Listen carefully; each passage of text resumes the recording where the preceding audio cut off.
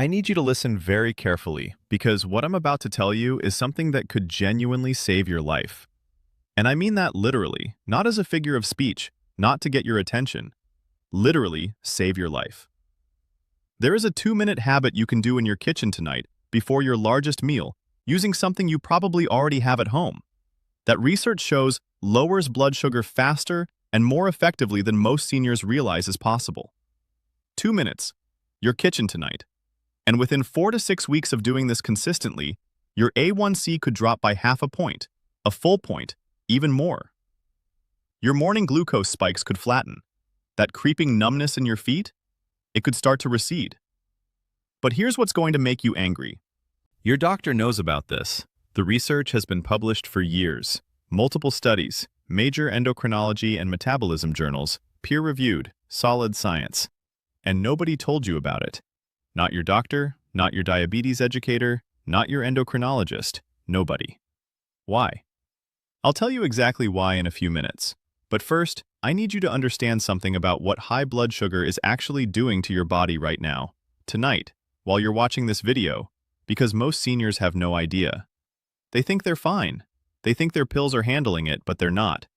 And the damage happening inside your body right now, silently, painlessly, is far more terrifying than most people realize. Stay with me because by the end of this video, you're going to know the 2-minute kitchen habit.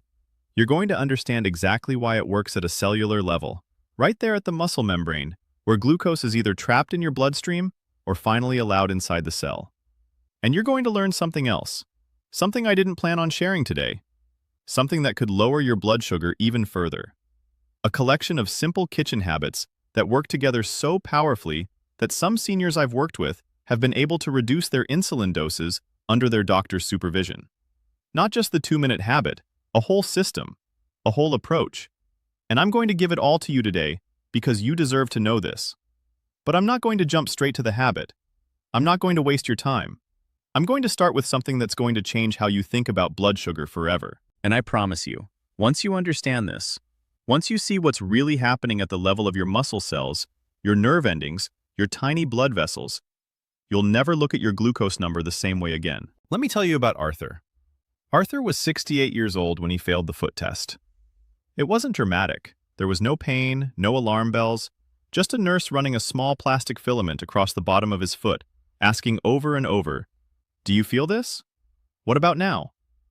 And Arthur, sitting there in his socks on the crinkly paper of the exam table, had to keep saying no. "No, I don't feel that. No, not there either." That's when he knew something had been stolen from him. Arthur had done everything right. Everything. He took his metformin every morning with breakfast. He went to his quarterly checkups. He carried his little glucose meter in his jacket pocket and tested when he was supposed to. His A1C hovered around 7.2, sometimes 7.4, which his doctor said was acceptable for a man your age. Not perfect, but acceptable. Managed. He thought managed meant safe. But managed doesn't mean your nerves aren't dying. Managed doesn't mean the sugar in your blood isn't caramelizing the tiny proteins in your feet, your eyes, your kidneys, turning them brittle and dark, like burnt edges on a pan. Managed just means the number on the chart isn't embarrassing enough to trigger an awkward conversation. Arthur's wife, Claire, had been asking him for months if he was okay. She noticed he'd started shuffling a little when he walked to the mailbox. She saw him squinting at the newspaper even with his reading glasses on. And at night, when he thought she was asleep, she heard him get up 2, sometimes 3 times to use the bathroom, his steps unsteady in the dark. "I'm fine," he'd tell her. "It's just age. Everybody slows down." But it wasn't age. It was glucose. Glucose that his pills were supposed to be controlling, but weren't. Not really. Because here's what Arthur didn't understand, what nobody had explained to him. His medication was designed to force his pancreas to make more insulin and help his liver stop dumping sugar into his blood. And that worked. Kind of. It kept his fasting number under 140 most days. It kept his doctor happy. But it did nothing, absolutely nothing, to fix the real problem, the invisible thief that had been quietly robbing him for years. Insulin resistance. See, Arthur's body was still making insulin, plenty of it actually, too much if anything. But his muscle cells, the ones that are supposed to pull glucose out of his bloodstream and burn it for energy, had stopped listening. The insulin was knocking on the door, but the door wouldn't open. So the glucose just stayed in his blood, circulating, sticky and toxic, coating his nerve fibers like syrup on a countertop. And every day, every meal, every time he ate his heart-healthy whole-grain toast or his doctor-approved low-fat yogurt with granola, he was pouring more fuel on a fire his body couldn't put out. Arthur's father had died at 74, diabetes. He'd lost his left leg 2 years before he passed. Arthur remembered visiting him in the rehab facility, watching his dad struggle to transfer from the bed to the wheelchair, the stump of his thigh wrapped in bandages, his face gray with exhaustion and shame. His father had told him, "Don't let this happen to you, son. Don't end up like me." And Arthur had promised he wouldn't. He'd sworn he'd take his health seriously, do what the doctors said, stay on top of it. But now, sitting in that exam room, staring down at his own feet he could barely feel, he realized he was on the exact same path, the same numb extremities, the same fatigue that made getting through the afternoon feel like wading through mud, the same brain fog that made him forget why he'd walked into a room. His doctor came in, looked at the chart, and delivered the news in that calm, clinical tone doctors use when they're about to ruin your day but don't want to seem rattled.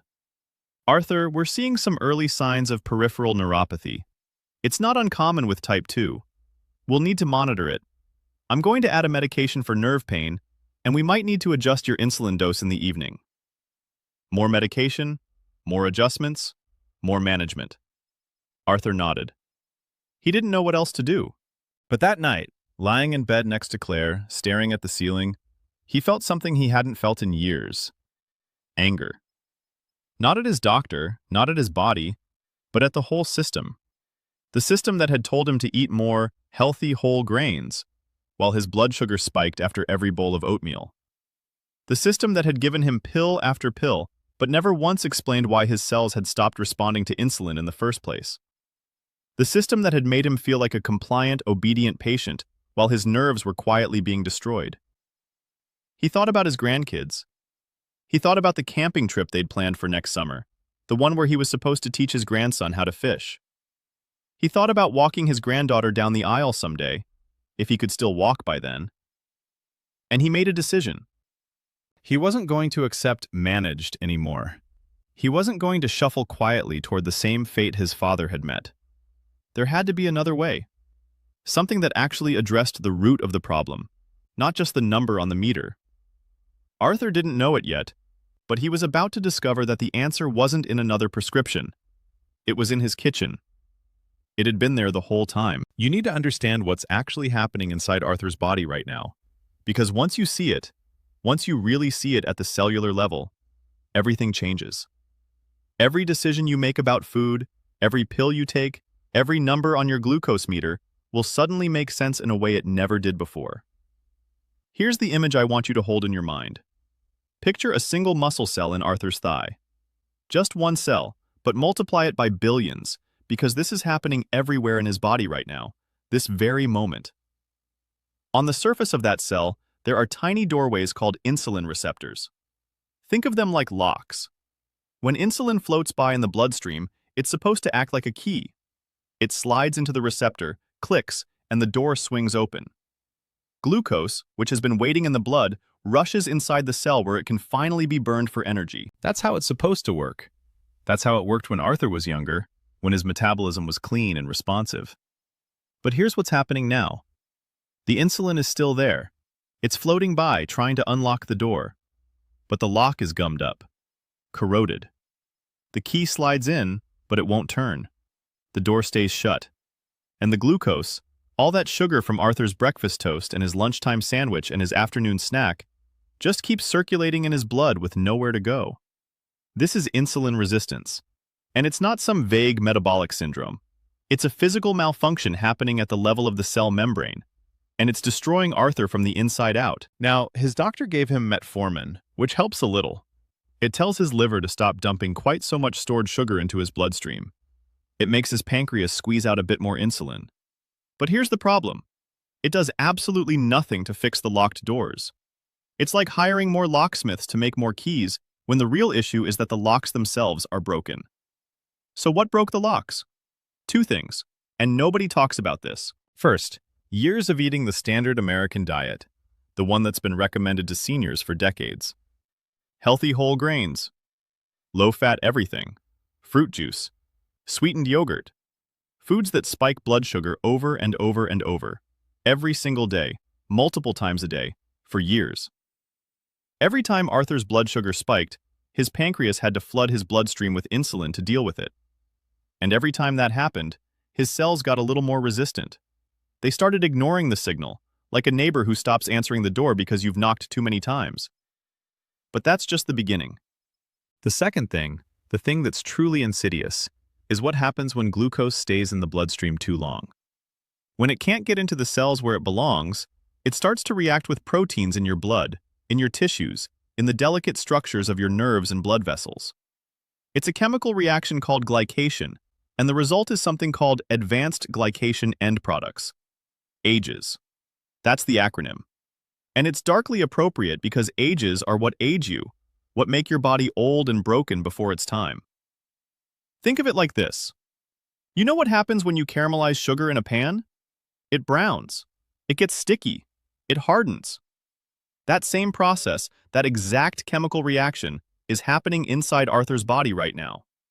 The sugar in his blood is caramelizing his proteins, his nerve fibers, the lining of his blood vessels, the tiny capillaries in his eyes and kidneys. And once those proteins are glycated, once they're browned and hardened, they don't work anymore.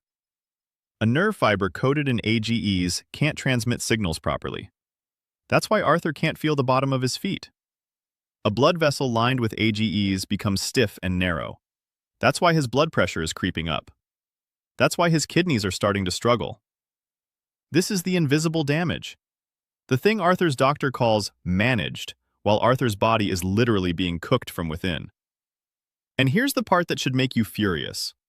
The pills Arthur is taking, the ones that cost him hundreds of dollars a month, even with insurance, are not stopping this process. They're lowering his blood sugar just enough to keep the lab numbers from looking catastrophic. They're masking the smoke while the fire burns underneath. Because insulin resistance, the locked doors, the root cause of all of this, is still there. In fact, in some cases, the medications make it worse. More insulin in the bloodstream, whether it's injected or squeezed out of an exhausted pancreas, can actually deepen insulin resistance over time. It's a vicious cycle.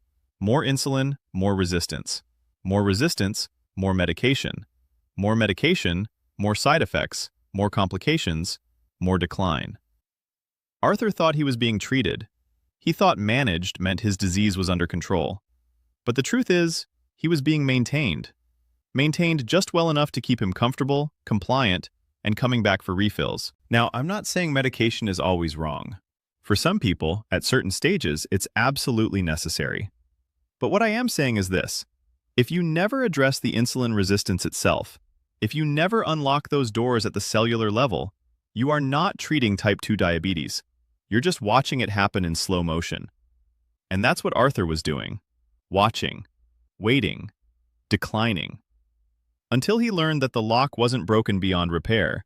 It was just stuck, gummed up. And there was a way, a simple, research-backed way to clean it. To restore the sensitivity of those insulin receptors. To open the doors again so glucose could get out of his blood and into his cells where it belonged. It didn't require a new prescription. It didn't require expensive supplements or complicated meal plans. It required one thing, a 2-minute habit, in his kitchen. And it changed everything. The habit is this: 1 tablespoon of organic apple cider vinegar in a glass of water, 10 to 15 minutes before your largest meal of the day. That's it. 2 minutes to mix it, 2 minutes to drink it. And the research behind it is so solid, so consistently replicated across multiple studies, that it's honestly baffling more doctors aren't screaming about it from the rooftops. But let me tell you exactly what happens when you do this, because understanding the mechanism is what's going to make you actually do it, consistently, every single day. When Arthur first heard about this, his reaction was the same as yours probably is right now. Vinegar? Kitchen vinegar? For blood sugar? It sounded like folk medicine, like something his grandmother would have suggested alongside chicken soup and mustard plasters. It didn't sound like real science. But then he looked at the studies. Arizona State University, Journal of Functional Foods. European Journal of Clinical Nutrition. Peer-reviewed research showing that vinegar, specifically the acetic acid in vinegar, reduces post-meal blood sugar spikes by 15 to 30% in people with insulin resistance. Not in mice, not in theory, in actual human beings, measured with continuous glucose monitors, replicated over and over. 15 to 30%. From a tablespoon of vinegar. Here's how it works, and I want you to really picture this because it's happening in real time, starting about 10 minutes after you drink that vinegar water. First, the acetic acid hits your stomach, and one of the first things it does is slow down something called gastric emptying. That's the rate at which food moves from your stomach into your small intestine.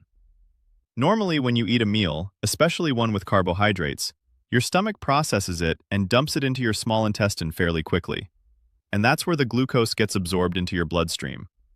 Fast emptying means fast absorption, which means a sharp spike in blood sugar, which means your pancreas has to panic and flood your system with insulin. But when you drink vinegar before that meal, the acetic acid acts like a brake. It tells your stomach to slow down. Take your time. Release that food gradually. And when the food trickles into your small intestine slowly, instead of all at once, the glucose enters your bloodstream slowly.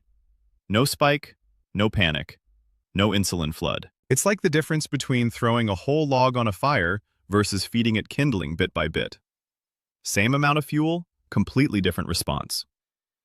But that's just the first mechanism. There's a second one, and this is where it gets really interesting. Acetic acid doesn't just slow down digestion. It also improves insulin sensitivity at the muscle cell level. Remember those locked doors we talked about?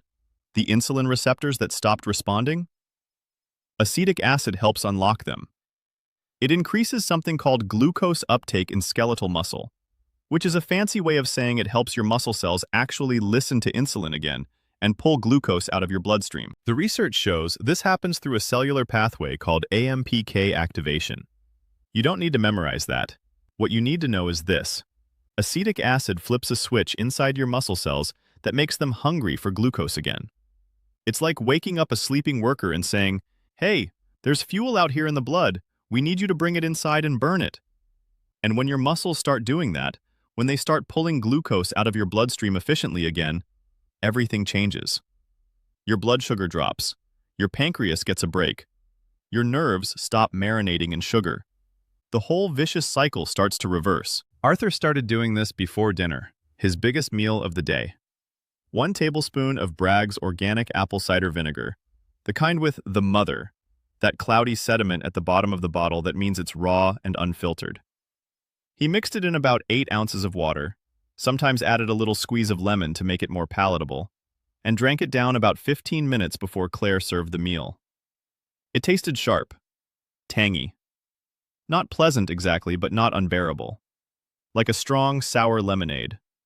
And within 3 days, he noticed something. His evening blood sugar readings, the ones he took 2 hours after dinner, started dropping. Not dramatically at first, but consistently.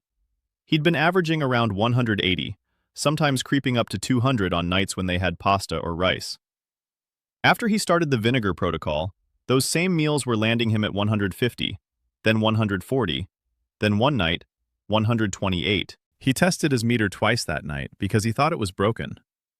But it wasn't broken, it was working perfectly. His body was finally starting to work again. Now here's what you need to understand. This is not some alternative medicine hack. This is biochemistry.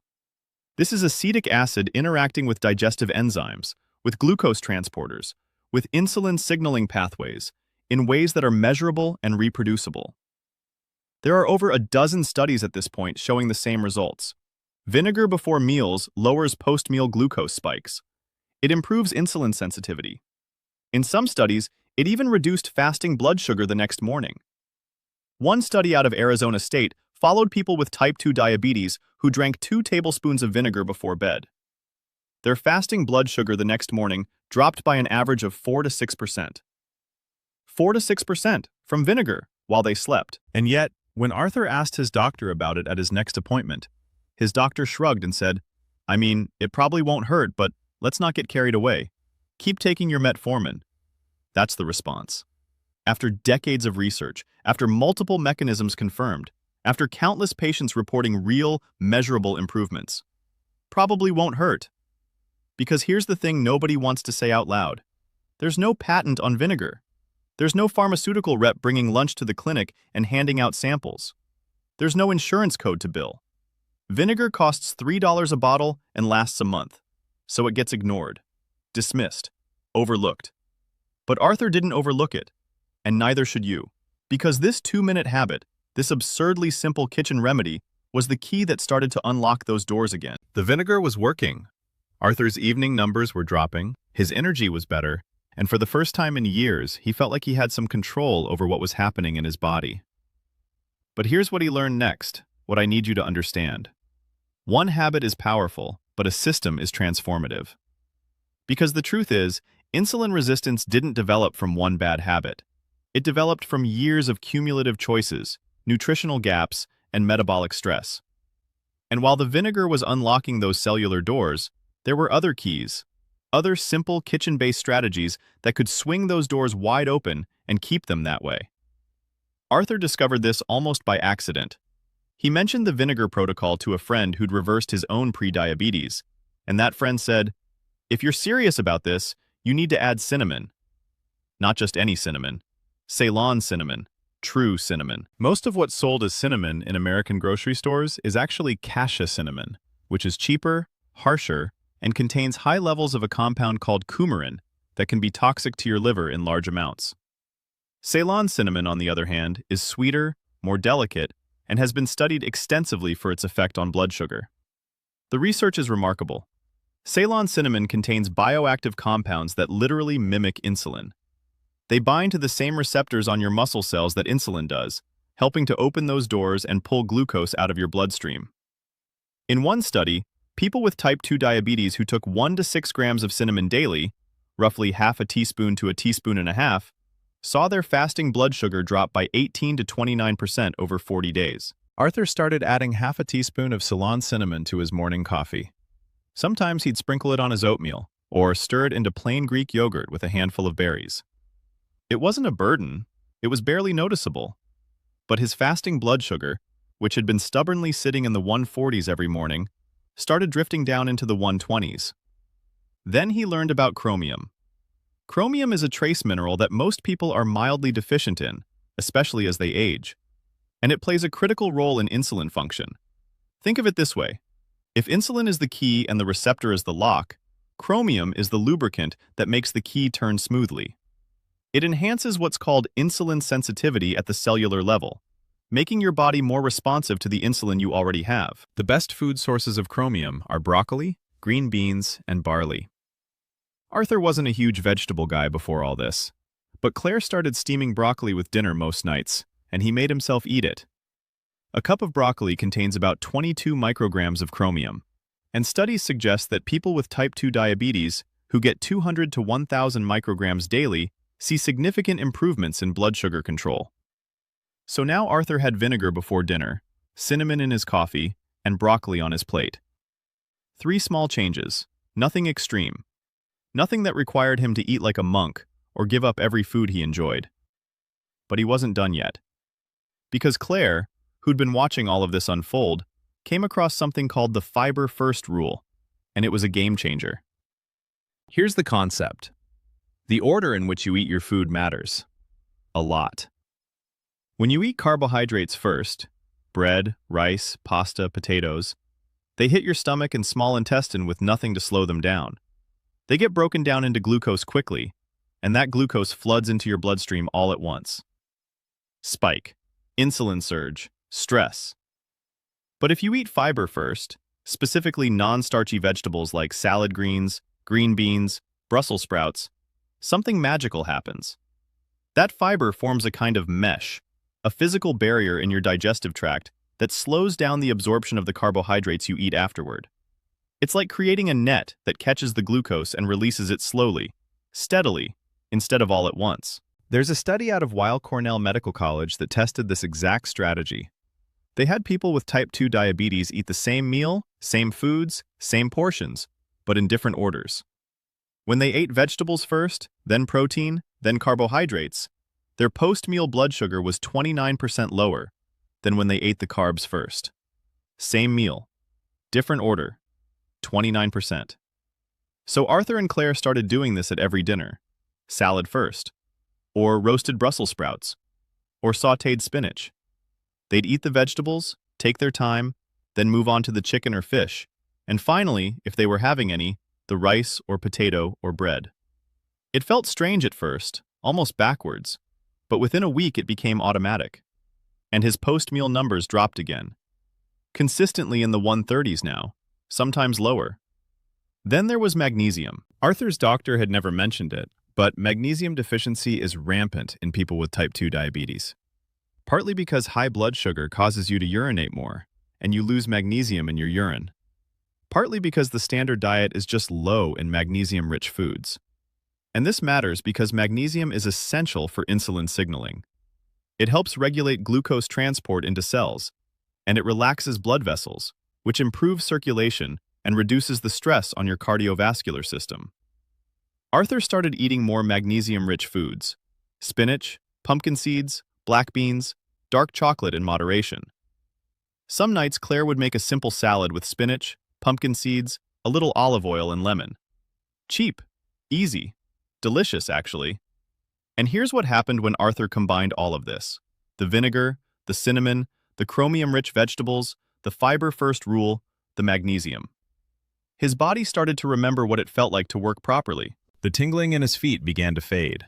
The brain fog that had made afternoons feel like swimming through wet concrete started to lift. He had energy again. Real energy.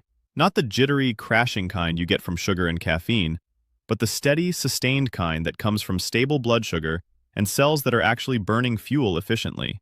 His A1C, which had been stuck at 7.2 for 2 years, dropped to 6.8, then 6.4. His doctor, visibly surprised, asked what he'd been doing differently. Arthur told him. All of it. The vinegar, the cinnamon, the vegetables first, the whole system. His doctor nodded slowly and said, "Well, whatever you're doing, keep doing it." No enthusiasm, no curiosity, just keep doing it. But Arthur didn't need his doctor's validation anymore. He had his numbers, he had his energy, he had his feet back, he had his life back. 6 months after Arthur failed that foot test, he went back to his doctor for a follow-up. Same nurse, same plastic filament. But this time, when she ran it across the bottom of his feet, he felt it. Every single touch. Left foot, right foot, heel, toe, arch. He felt all of it. The nurse looked up at him, surprised. She checked her notes from the previous visit, then tested him again. "Mr. Patterson," she said slowly, "your sensation has improved significantly. That's not something we usually see." Arthur just smiled, because he knew exactly why. His morning fasting glucose was now consistently in the low 110s, sometimes dipping into the high 90s. His post-meal spikes rarely broke 140. His A1C had dropped to 6.1, solidly below the diabetic threshold. And his doctor, after reviewing 6 months of data, had reduced his metformin dose and completely eliminated his evening insulin injection. Claire cried when they got that news. Not sad tears, relief. The kind of tears that come when you realize you're not watching someone you love slip away anymore. Arthur had done this with food, with timing, with a handful of kitchen habits that cost less per month than a single copay for his medications. He hadn't gone on some extreme diet. He hadn't given up carbs entirely or lived on lettuce and chicken breast. He'd just learned how to work with his body instead of against it. But here's what Arthur also learned, and this is the part that made him angry all over again. Almost everything he'd been told was healthy for seniors was actually sabotaging his blood sugar. The oatmeal, for instance. Steel-cut, organic, heart-healthy oatmeal. He'd eaten it every morning for years because his doctor said it was good for cholesterol. And maybe it was. But when Arthur finally tested his blood sugar 90 minutes after a bowl of oatmeal with raisins and a drizzle of honey, the way he'd always eaten it, his glucose was 201. 201. From oatmeal. He tested it again the next morning to make sure. Same result. That healthy breakfast was spiking his blood sugar higher than a glazed donut would have. Or the whole wheat bread. The low-fat yogurt with fruit on the bottom. The granola bars marketed to seniors for sustained energy. The orange juice his doctor had once told him was fine in moderation. All of it. Glucose bombs. Every single one. The problem wasn't that these foods were inherently evil. The problem was portion size, processing, and the fact that they were being eaten alone, first thing in the morning, with nothing to slow down the glucose absorption. A cup and a half of cooked oatmeal is nearly 50 grams of carbohydrates. Add raisins and honey, and you're pushing 70. That's the equivalent of 17 teaspoons of sugar hitting your bloodstream within an hour. No wonder his numbers had been stuck for years. But when Arthur started eating a different breakfast, 2 scrambled eggs with sautéed spinach and mushrooms, a few cherry tomatoes, maybe half a slice of whole grain toast with real butter, his post-breakfast glucose was 118. Stable. Steady. No spike, no crash. No mid-morning brain fog. Same thing with snacks. He'd been eating pretzels, rice cakes, those little 100-calorie packs of cookies that seemed virtuous because they were portion-controlled. But they were pure, refined carbohydrate, with no protein, no fat, no fiber to slow anything down. Now he ate a handful of almonds, or some cheese with cucumber slices, or a spoonful of almond butter, and his blood sugar didn't budge. It was like he'd been lied to his entire life. Not maliciously, maybe, but lied to nonetheless. Told that as long as something was low-fat and whole grain, it was healthy. Nobody mentioned that healthy for your heart and healthy for your blood sugar were sometimes two completely different things. Arthur started talking about this with other men at his church. Guys his age who were all on metformin or insulin, all struggling with the same issues. Neuropathy, fatigue, extra weight around the middle that wouldn't budge no matter how little they ate. And he started sharing what he'd learned. The vinegar, the cinnamon, the fiber-first rule, the hidden sugars in senior-friendly foods. Some of them listened. Some of them tried it. And some of them got the same results Arthur did. One man, Gerald, had been on insulin for 8 years. 3 months after starting the system, his doctor cut his dose in half. Another guy, Tom, had been pre-diabetic for a decade, told it was inevitable he'd progress to full type 2. His last A1C came back at 5.6. Normal. Completely normal. These weren't miracles. They were just men who'd been given the right information, finally, and had decided to act on it. And that's why I'm telling you Arthur's story. Because if you're watching this, if you've made it this far, you're probably in the same position Arthur was 6 months ago. You're managing your numbers, but you're not getting better. You're taking your medication, but you're still declining. You're doing what you've been told, but it's not working. And I need you to know that it's not your fault. You didn't fail. The system failed you. But you don't have to accept that anymore. Tonight, before your largest meal, you can start the 2-minute habit. 1 tablespoon of organic apple cider vinegar in 8 ounces of water. That's it. That's the beginning. Tomorrow morning, add half a teaspoon of Ceylon cinnamon to your coffee or breakfast. At dinner, eat your vegetables first, then your protein. Then, if you're having them, your carbs. Start paying attention to what actually happens to your blood sugar after you eat. Test it. Track it. You might be shocked at what you find. You don't need permission from your doctor to do any of this. You don't need a prescription. You don't need to wait for another appointment or another medication adjustment. You just need to start. Arthur did. And 6 months later, he walked his granddaughter down the aisle at her wedding. Steady, strong, feeling every step. That's freedom, real freedom. And it's waiting for you in your kitchen, tonight. If this information helped you, if Arthur's story resonated with you, do me a favor. Hit that like button so more seniors who need to hear this can find it. Share this video with someone you love who's struggling with their blood sugar. And subscribe to this channel, because I'm going to keep bringing you the research, the strategies, and the truth that nobody else is telling you. Your doctor might not tell you about the 2-minute vinegar habit, but I will, and there's more coming. Let's take our health back, together.